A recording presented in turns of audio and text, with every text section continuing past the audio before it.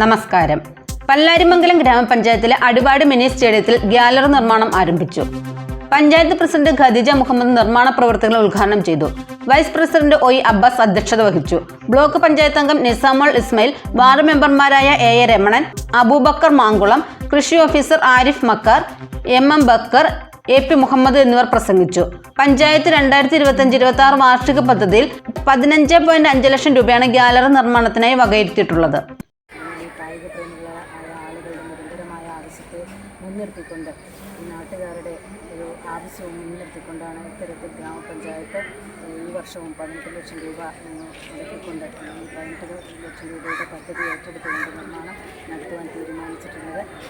ഇതിൻ്റെ ഔപചാരികമായ നിർമ്മാണോദ്ഘാടനം എല്ലാവരുടെ അനുവാദത്തോടുകൂടി നടത്തിയതായി അറിയിച്ചുകൊണ്ട്